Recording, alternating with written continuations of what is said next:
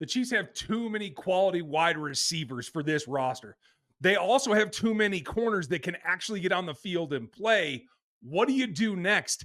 And what is a signing going to do for this offense today? Let's break it down.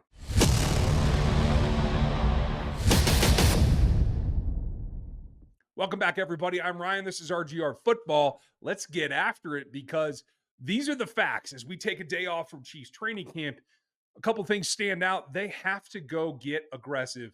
They have to look to work a trade. No way if, ands, or buts. They got to get it done because they got too many mouths to feed on this offense at wide receiver in particular. Obviously, the top four are squared away in Hollywood, Xavier Worthy, Rashee Rice. Those are your three. Those guys go until they can't go, and then somebody else comes in. Right now, it feels like it's going to be Justin Watson as the number four. The coaching staff trusts him. Mahomes trusts him. Is he as fast as he was a year ago or 2 years ago? Probably not, but he's still able to make some plays. As long as the ball is caught when it's supposed to be caught, they're going to be all right with him. The question then becomes, can you keep two more? Can you keep three more? My answer is it can only be six. Seven is too much, and we proved that last year. So there's just so many contenders. They have to look to move on from somebody. And the best way to do that is to get some value back. Anybody coming from the Chiefs offense is going to garner a little bit of interest no matter what. Now, you have the prime suspects. Kadarius Toney hasn't been able to figure out how to play in this offense, but let's be honest, probably doesn't have a lot of value around the league because of everything else on top of some drops last year and a role that just isn't defined. So I think you're sticking with him. I think they want to bet on the upside, and I think the Chiefs coaching staff is going to want to keep him on the roster. Justin Watson at number 4, Kadarius Toney at number 5. That's one more spot for these four guys. Skyy Moore, who has had some ups and downs, has scored in the Super Bowl. I think that's a little chip that you can probably get somebody to bite on. Justin Ross, uber body type, still hasn't hit his ceiling. He's just not a fit in this offense. He is a go up and get it at the catch point winner kind of guy. Look for teams like Tampa Bay would be a great destination for him. Help and learn from Mike Evans, maybe Indianapolis, a couple of friendly trade partners the Chiefs could go out and actually look for a little bit of oomph from them. And then it comes down to the guy who just won't go away. McCall Hardman is back, and there's something to be said about having three sub 4-4 guys on this roster able to line up out there at wide receiver and just take the top off of everything. And sorry, McCall, I shouldn't downgrade your 4-3-4 40 time there, but in functionality down the field, that trio is probably not something you're going to utilize as much as you want to. The Chiefs traded for McCall Hardman last year, so why not trade him away to a team that needs something similar? He also caught a ball in the end zone during the Super Bowl, and that's something that you can pin on a player and start working some trade requests around the league. I think he has some upside as well. And that's all because I think Nico Remigio is the guy that I want to see make this roster. I want to see him be that Albert Wilson role. A guy that we've compared him to. Matt Derrick and I have talked about it. You've probably heard us both mention him. It's the build. It's the explosiveness. It's the wiriness. It's the willingness to work. Nico Remigio is a guy that we want on this roster because he'll do the things that need to be done when you're not the star that Rashee Rice is, when you're not the speed demon Xavier Worthy is, and when you're not the all-around veteran who can still take the offense to the next level like Hollywood Brown is. There's a lot that can be done, and they need somebody to do the grind, to play the special teams. Dave Tobe loves Nico Remigio. So right now, I am leaning toward him being wide receiver 6. That means you got to work a trade. I think Skyy Moore could go a number of places. A lot of people had him higher on their lists than the Chiefs even did.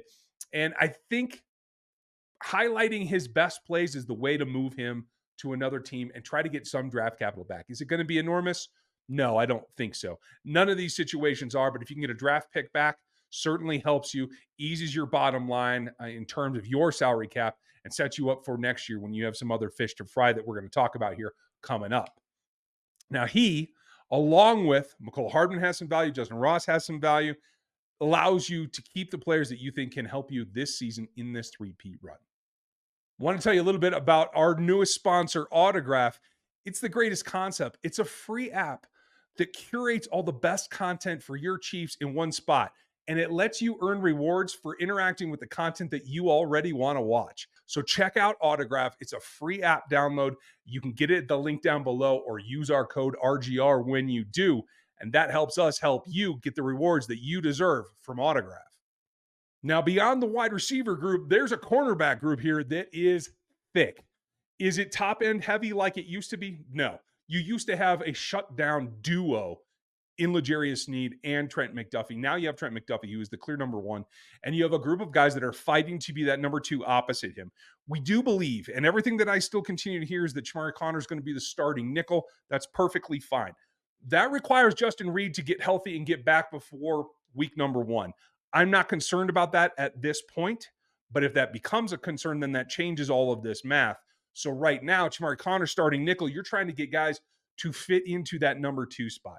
Najee Johnson is the leader right now, but has a hamstring related to his knee.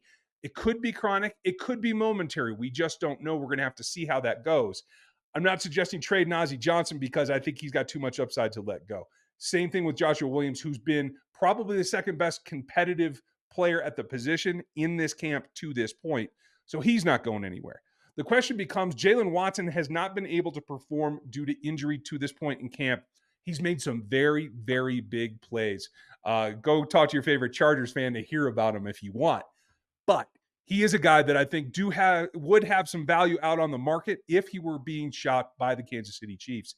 Even though he's in probably a depressed value because of the injury, he will bounce back for the season. And I do think he'll be fine. It's not a lower body thing.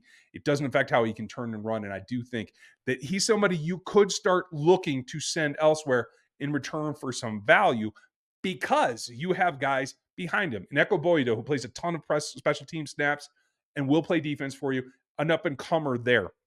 I do think there's more to his game that he has to reach, but he will get there.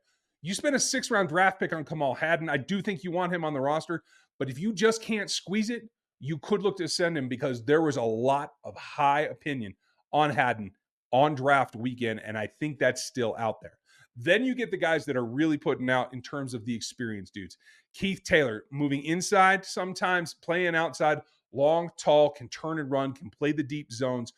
Perfect, in my opinion, for a deep cover 3 or cover 4 system that I think he's playing well here, but you could have more suitors out there than just him. And getting him to the practice squad might be a problem, as it is for Kelvin Joseph, the dark horse that I outlined for you a few weeks ago. He's now starting to come on. Steve Spagnuolo giving him reps with the ones because he's earned it. Can he make the roster? Can he push other guys off of it? That becomes the question. If not, you might look to garner some actual value with him as well. I do think that DJ Miller, Christian William Wallace, and most especially Miles Battle are destined for the practice squad. Shouldn't be a problem to get them there, so you're not risking anything. So I don't see them as candidates either. I'm Ryan. If you don't know me, been doing this for a very long time, over 20 years in football and 8 years here going on media, and I hope that you guys will dig it. So thanks for spending your time. Make sure you like and sub. We have content for you all week long, always here on YouTube. Thanks for watching. I'll catch you next time. Thanks for watching this video from the team at RGR Football. Click these videos to see more and subscribe to RGR Football.